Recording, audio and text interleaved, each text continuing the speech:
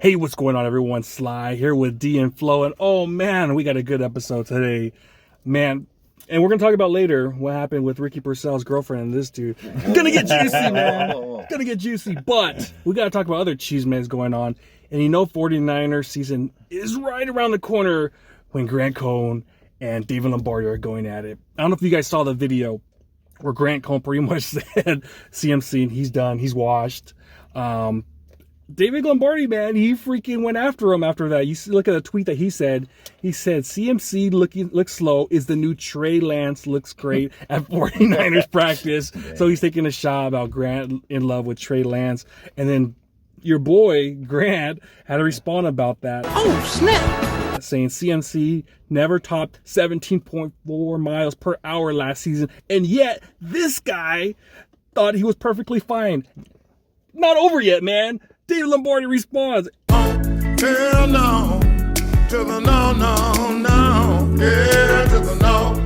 It gets good, man. This just gets juicy, man. So David Lombardi goes at it. I don't pretend to like or dislike 49ers moves. I analyze SF strategy in depth. I give insight to how the team is thinking with my reporting. If you can't see that, dog, you're lacking in reading comprehension. I won't play dumb and say, I don't know, to make you happy. First of all, dude, I gotta say this. I love it when white rich people talk. Checkbooks flying everywhere, dog. Checkbooks, take that, take this.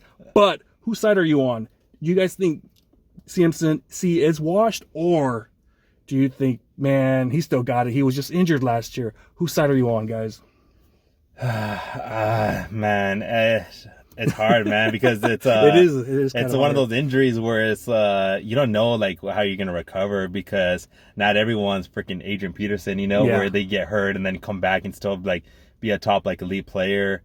Really, it's just one of those things where you just got to kind of see like how it plays out, because he is gonna get the opportunity because we are a running offense, and so early on in the season how he like develops. If that injury is really like it's make or break, man, he could be washed, but we just don't know yet until we see him on the field. It's really honestly too early to call, but I like that he's already running though. I like that he's already practicing, but yeah, for me, I think it's too early to call like if he's a bust or not, or if he's washed. What do you think, man? Yeah, I'm not gonna say CMC is washed. He was just 2 years removed from being the best running back and MVP. MVP freaking Offensive candidate with. Let's be honest, like a pretty weak line. I get we're great with our schemes and everything, but he was making a lot of stuff happen just kind of out of nothing. However, kind of like me, he is a little bit on the older side. I just missed on my ankle the other day, and it's harder once you hit those 30s, to bounce back. But CMC, man, this guy grinds in the offseason. He's always working out. This guy, he's almost like the LeBron of football. He just like puts so much money into his body to make sure he's maintained. Hopefully not like the 40-year-old LeBron, but like if there's a guy who's going to bounce back, it's going to be CMC, because this guy puts in the work and everything. And as far as these two guys, man, this was great content, man. I liked how these guys are going at it, not mixing words. They're actually just spitting facts. Obviously, Lombardi called him out with Trey Lance love from a couple years ago. And Grant Cohn's right. Obviously, McCaffrey didn't hit a top speed. But sometimes that speed's somewhat overrated every now and then. Obviously, you want that breakout speed, but the biggest thing just comes to that initial cuts, hitting the hole. As long as CMC could do that, that's all I really care about. And that's the biggest thing is that with CMC, he's not just like also like a running like back, like he also catches the ball like on the drops. And so that's why I was like, it's really too early to call, because maybe he won't do as good as like the running plays, but man, like he also catch the ball, so that's what makes the difference. And so as long as he's not one dimensional, so if he just gets like Flo said, like those easy blocks, man, like his game could still like elevate. And so that's why it's one of those things where it's like, man, it's really like too early to call if he's washed or not. Especially Kyle Shanahan, he's gonna be running the ball and giving him the ball like early on, so he's gonna have a big opportunity. And with Kyle Shanahan, is stubborn, man. He is stubborn. So if something's not working, he's gonna keep forcing it to work until it does. Yeah, to me, man, I'm gonna wait till the off season, mini camp, training camp, see what he does in preseason and the week ones, because I don't know, man. We were hearing Larry Krueger talk about that CMC looked good, that he had a good bounce to his step yesterday at OTAs. So I have no idea.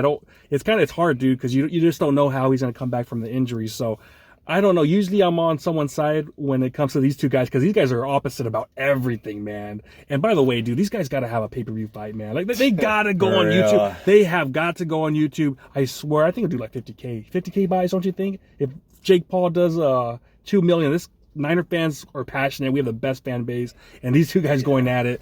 Oh man, that would be amazing. That would be big time. That would be big time, man. That would be big time. They did like what the Paul brothers first did. Remember when they did on YouTube and it was like $1 just to watch? If they did something like that, dude, that would fucking it would do big numbers. So these guys got to get it on, man. And I'm glad that kind of Lombardi's kind of actually now directly fighting with him, sticking up for himself, because before he was just ignored, but now he's like, you know what, I'm just gonna go for it. So I love it, man. It's gonna be really interesting seeing these two guys next to each other all off season. But right now it's too early to call. I don't know. I want to see it to believe it. I think we probably go to training camp and we'll see if he has that bounce left, that juice left in his step.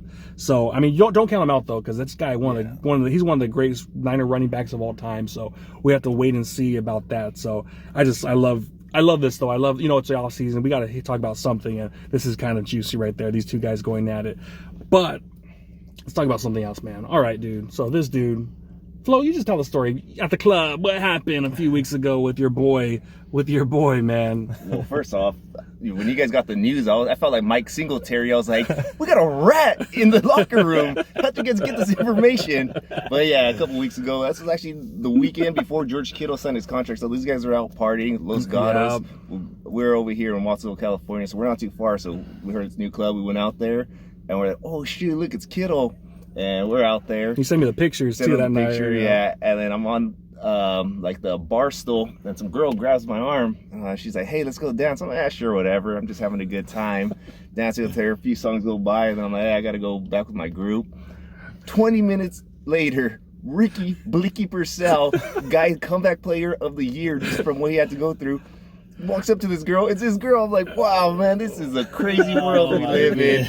And obviously, I like Ricky Purcell. Yeah, I just hope he doesn't get. My thing is, I don't want this guy injured, but I also don't want him with a heartbreak either. And I was like, wow, this is a crazy world we live in. It's cold out there, but yeah, it was a funny story. Yeah, man, that's pretty good. Hopefully, Ricky, let him do his thing. Whatever happens.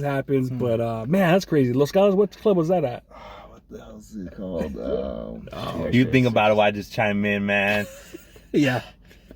I have a feeling this is going to be a rocky to our season, man, because you have a little bit of a Kaepernicking in you, because you always, man, there have been times when we're at the club and we get kicked out because Flo's dancing with the security guard's girlfriend. And so, man, poor Ricky, man. Ricky! Like, oh my God, this guy got shot at. This guy got an injury. And now his girlfriend was all, like, taken. Like, oh my gosh, man. And then he gets hurt. And then he gets hurt. OTAs, man, so. Oh, man, it's not looking good, man. And so. We are pro Ricky on this. Yeah, no. We love his route running. We love Ricky, yeah. We think Ricky's a great guy, a great player. That's all I'm going to say about that, man. All right, guys. Let us know what you think about David Lombardi, Grant Cohn beef. Whose side are you on, man? Grant's or David's? Let me know down below in the comments. Talk to you next time. Peace.